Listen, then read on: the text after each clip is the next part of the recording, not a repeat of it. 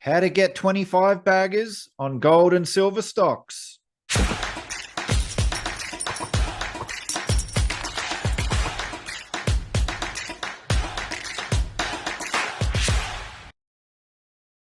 Okay, before we get started in this video, I just want to address a few points. Now, Finance Uncut insiders, many of you have emailed us.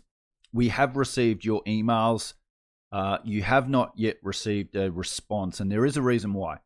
So before we respond, before we give you payment details, before we start sending out the report, we do need to get a minimum number of subscribers to this to make it viable, because I will be stepping down from other roles within our businesses so that I can spend more time and dedicate to delivering this content to you guys. So there is a minimum number of subscribers that we need before we kick this off, and we're not quite there yet. So if you are interested in Finance Uncut insiders, please send us an email to this email address on the screen down below now. And yeah, we won't get back to you until we hit that number. We're hoping that that is the case, because many of you want to receive this information. The second thing that's come up is many of you have asked where my portfolio is based. Is it just predominantly Australian based? My portfolio is predominantly, or 90% of it, is a combo between Australia and the US. Sometimes our portfolio is 70-80% purely US and less so Australia, and then vice versa other ways. So it just depends on the two markets, but they're the two markets that I invest in 90% of the time. From time to time, we do invest in Canada, UK, Japan, India, Russia, Indonesia, and Tanzania. For different reasons, currently we're not investing in those countries, although I do have some stocks in Russia, which you guys know. So our portfolio is predominantly Australia and US. We hold both Australian and US stocks, Australian and US dollars. I have bank accounts in both countries, businesses in both countries. So it makes sense for me to invest in liquid markets, and they're two markets that I like to invest in. The third thing is, now at the end of this video, we'll give you a sneak peek into the Finance Uncut Insiders report. Now, one thing that you will get in that, so we do break our portfolio down into 4 parts. And in the example that you'll see at the end of this video, we actually give you two of our stocks that we currently own right now, and they're in our value stocks. Growth stocks, we currently don't have anything in our growth stocks. We think growth stocks are overvalued and are in for a big fall, although some might argue some of our value stocks are performing like growth stocks. Our option selling stocks, income generator, where we generate about 30% a year in this. I'm actually going to do a video on that shortly with more information. So you'll see all of our option trades, both on the buy side but also on the sell side for generating income. But the small cap stocks, the speculative stocks, so what you guys will get is all of our gold, silver miners, developers, explorers, etc. You'll also get our watch list.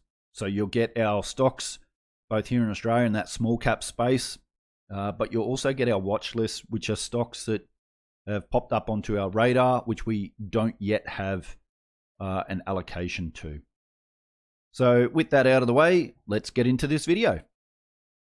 So what I want to do is cut to 2 short clips. One from a recent video I did, is gold and silver the next coal? And a video I did from 2021, get rich with these silver stocks. Now, I shared my 2020 scorecard in a video late last year or earlier this year, and I did have my best year, 288% return. Didn't include our put options, where we made 780% return in March last year. In fact, just also shorted a stock recently, an iron ore stock, in the last few weeks here in Australia, and that stock today, as of this morning recording, that position is up almost 700%, and not yet selling because I believe that's still got a lot more room to move. However, I wanted to focus on this particular stock. So I bought this stock at 17 cents. I did sell it at $4.33.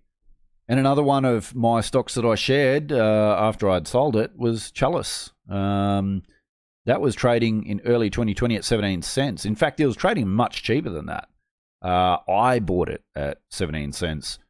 At the time of the recording of this video, it was trading at $9.06 with an all-time high of $10.48 in November 2021. So a bit over a year I held this stock, and I did invest.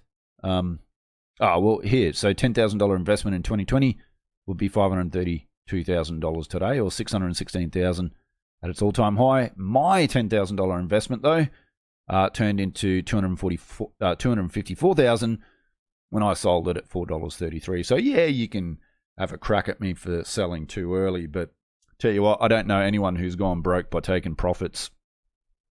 And here's another chart that I've shared before.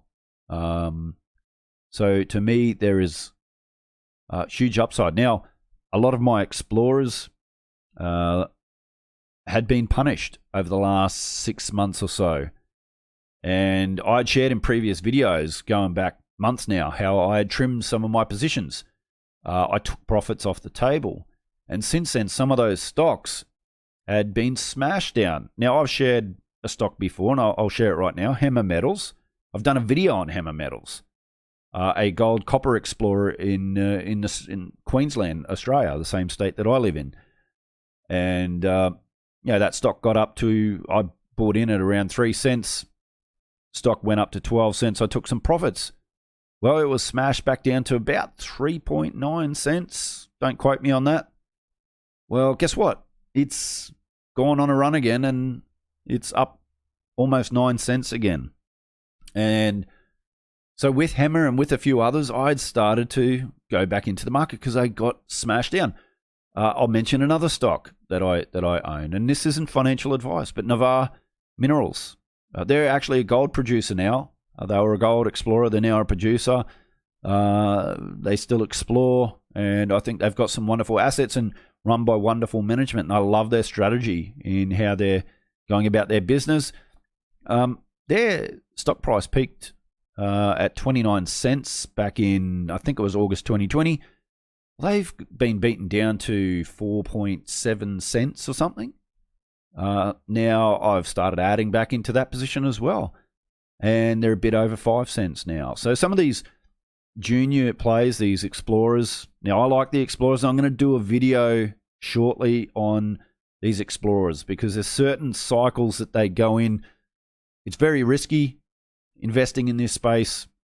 Most explorers fail. So, I definitely don't recommend it even to family members. No, I don't recommend anything to anyone, but close family members, I tell them, look, so my daughter, for example, get the physical metal. That's the first thing you do. Get the physical metal. From there, you go into the pristine, the pristine gold miners, the big miners, the best miners, the lowest cost producers. Then you might go to the quality mid-tiers. Then you go to the juniors. Then you go to the explorers, the real specky ones. So, and then even within that exploration stage, there's different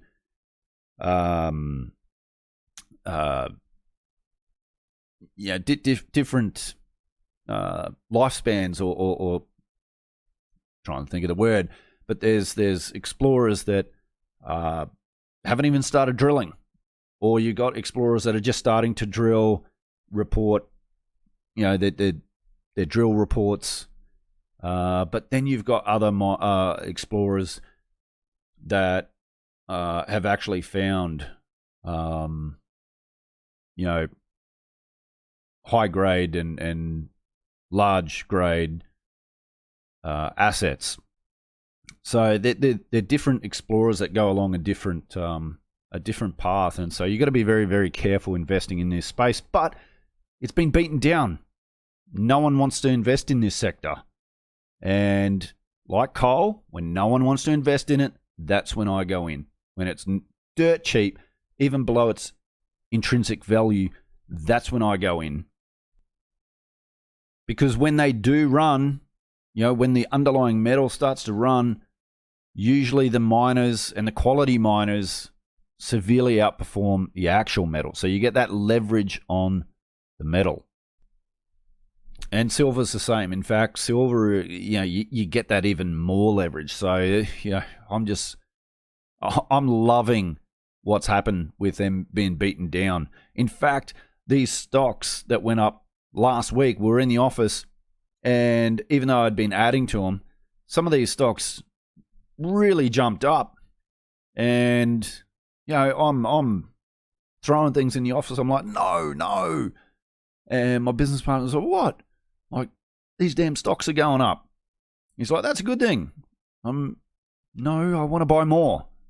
So, but that's the psychology. I love seeing stocks that I want to buy get smashed down. The market provides me something that I want at an even larger discount. So I've shared these charts before, as I said, so this is that 08 to 11 period. So it's clear. You can see these miners outperform the underlying metal. And silver even more so. And this is what I love. So Saracen in June 2013 was trading at 8 cents. Saracen, by the way, they've merged with Northern Star. So at the time when I did this video, so this is from a previous video, it was trading at $5.96. So a $10,000 investment in 2013 would be $745,000 today, or should I say early 2021. And Northern Star, July 2010, trading at 5 cents. Last year, $14.75 with an all-time high of $15.28 in June 2020. So I recorded this video when it was trading at $14.75. So $10,000 investment in 2010. A decade later, you got nearly $3 million. So whether you're interested or not in Finance Uncut Insiders, we do have some really good educational content on this channel. And one video I really highly recommend is Crisis Investing Gold and Silver. Doug Casey, I think, is one of the best speculators in the business. Rick Rule, I throw in there as well. And in this video, we talk about his book, Crisis Investing, and I just lay out all the gold nuggets from his book and how he likes to invest and speculate in assets that have 10x potential, so 1,000% returns with minimum downside risk. And that's what we do in our small cap space. We're looking for that, 5 to 10x on the upside with a 50% move to the downside. So we're looking for that asymmetric play. And the other video I would recommend is investing in gold, silver miners and explorers. So this is a very old video, one of our first videos that we did. So this is back in 2020, so the sound quality isn't that great. But in this video, I share information about what I look for in gold and silver, explorers in particular. So reading drilling reports and how I value gold and silver exploration stocks. So I'll put links in the description below to all these videos. I highly recommend you guys watch them because I think there's a lot of valuable educational content in these videos, including the 2 clips that I just shared. I highly recommend going back and watching those videos, whether you're interested in Finance Uncut Insiders or not. But with that, let's just cut to a sneak peek of the Finance Uncut Insiders report. All right, so here we go. Finance Uncut Insiders. Here's the report. This is what it's going to look like. We go through our Austrian economic approach and why it's so important and why we recommend you guys learn more about it. How we use a combination of Buffett and Greenblatt's fundamental value analysis and why it works and why it's so good, and how we learnt from these gentlemen how to apply options to our portfolio. Then, as I just mentioned, we break our investment portfolio into 4 parts. And then coming to that now, I'm actually going to share with you guys some stocks that we own. So I'm going to give you a couple of free stocks. So if you don't subscribe to this newsletter service, well, I'm going to give you 2 stocks that we own. So the first one is Stanmore. So Stanmore is a coal stock. It's hard to go past Stanmore, who are acquiring Mitsu's 20% of the South Walker Creek and Pietrel coking coal mine in the Bowen Basin in Queensland, as well as other potential development projects subject to FIRB approval. That's Foreign Investment Review Board. Settlement is $380 million US, subject to adjustments. Stanmore recently purchased 80% of BHP's Mutsi, so they're taking it completely over, and have gained a further 10.5 million tonnes of coal production per annum from existing projects. If we go down a little bit more, so their saleable coal production, 2.8 million tonnes in the first half of 2022. That's up from 1.26 million tonnes in the second half of last year. So they've already doubled that in under a year. Higher realised prices and significant uplift in volumes following the SMC acquisition during the first half of 2022. Seen a record revenue and underlying EBITDA delivered in just the first half 2022 of $726 million. Operational performance led to operating cash flow of $563 million for the first half of 2022. Cash flow significantly improved liquidity, $546 million of cash as at June 30, 2022. So that gives basic earnings per share of 32.37 cents per share. Our buy price was 49 cents in August 2020. That equates to 1.5 times earnings, and we're expecting some pretty big dividend payouts based on our buy price. Now, you can see currently when I added this chart to the newsletter, which was the other day, its shares were trading at $2.21. We currently have that as a hold. We aren't accumulating this stock. Now, we still think this stock has more upside based on a number of factors, based on their current earnings performance. So yeah, but we will, before we start trimming our position on this and taking profits, we want to enjoy some of the big dividends coming our way. So the next stock that I'm going to share with you guys is one that I have recently been talking about. It's a drilling company. DDH1, DDH is the ticker code. It announced an on-market share buyback program on the 1st of July. The proposed number of shares to be acquired over a 12-month period is just over 34 million shares, or 8% of its current capital. Added 15 quality rigs to end of the year with 183 rigs. A further 11 are on order or under build, making it a top 5 largest drill companies globally, or in terms of fleet, the number of rigs. Annualized revenue per rig of 2.9 million. That is up 6.9%, and their outlook is for increased margin per rig, which is fantastic in an inflationary environment. 14% increase in full year 2022 financial year pro forma revenue to 506 million compared to 444 million, above average industry return on invested capital of 27%. Now that is huge, guys. Our rule of thumb is anything above 10% is good, and that's on our radar to look at. So 27%, outstanding. 10% increase in underlying EBITDA. Let me just scroll up a little bit. Underlying, where are we? Underlying EBITDA, 113.6 million compared to 103 million, 22.4% margin. 17.7 million returned to shareholders in dividends, with a dividend policy moving forward of 30 to 50% of operating net profit after tax and amortization, which currently, based on the 17.7 million, is 5.37 cents per share. Basic earnings per share, which is based on EBITDA, is 34.47. Our buy price was just in the last several weeks, so we started buying in July and August, was 64 cents, which equates to 1.86 times EBITDA, with an 8.39% dividend yield and growing. Now, when they made that announcement, the share price, you can see, absolutely shot up. So from 64 cents to 85 cents, and we still have this as a buy. So we're still buying this company even at 85 cents. And yeah, I actually wouldn't mind a pullback because this company is dirt cheap in my opinion. Once again, not financial advice. You guys, go, if you want, go do your own research, run it past your own financial planner, financial advisor, etc., etc. But there's a couple of stocks there. So this is the kind of thing that I'll have in this newsletter is all of our stocks, all the reports, all the analysis, why we buy a stock, why we sell a stock, and when we're going to sell, as well as all of our options trades. So how we sell options for passive income like Buffett and Greenblatt do for compound. So we do own some big stocks, even though our focus is on small cap. We do own large stocks that we simply sell covered calls. We receive about 2% a month, so about 24% a year on average.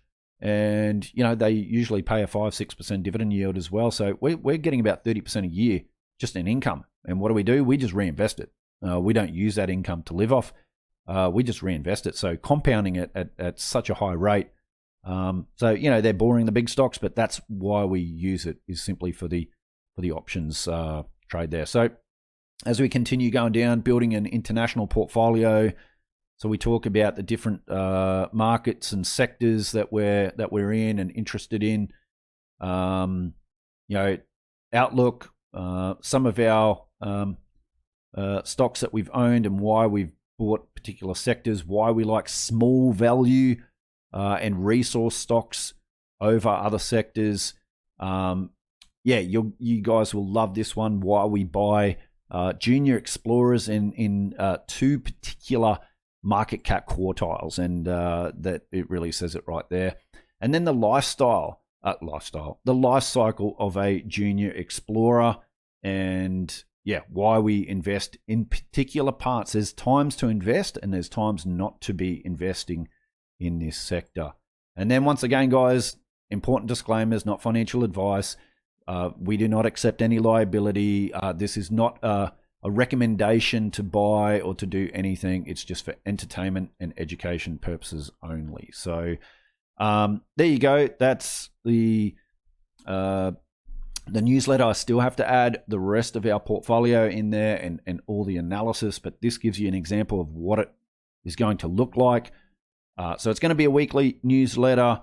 For those of you who are interested, now it's not free. It's not free. It is going to cost $1 a day. So if you can afford $1 a day, that's $365 US per annum. This gives you an annual subscription, a weekly newsletter for an annual subscription. But at the moment, we are going to give, as we launch it, we're going to give 30% off. So it's going to be $255.50 for those of you that do sign up now. If you are interested in it, send me an email. Here's the email address on the screen now. So send me an email. I'll put the email address also in the description of the video, not in the comments. If anyone tries to message you guys that's pretending to be me in the comments, ignore it. I will not tell you to go to some silly app, WhatsApp or whatever. Just check the description of the video. This email address will be down there, and it's the same one as on the screen. So if you're interested in getting this newsletter, send me an email. Let me know what country you're in, and I will give you some payment options, and we'll have this fully decked out with all of our portfolio by next week, and you guys will start to enjoy everything that we do. You'll see everything. So our wins, our losses, you'll see everything. So anyway, guys, if you like this video, please do us a favor and hit that like button. Really do appreciate it. Love to see your thoughts and opinions in the comments below. Take care, everyone, and I'll see you all again on another episode of Finance Uncut. And just a reminder, the information provided in this video is for education and entertainment purposes only. Nothing on this channel constitutes as financial advice. The information in this presentation is no substitute for financial advice, and all investors should seek advice from a licensed financial advisor having regard to your own objectives, financial situation, and needs.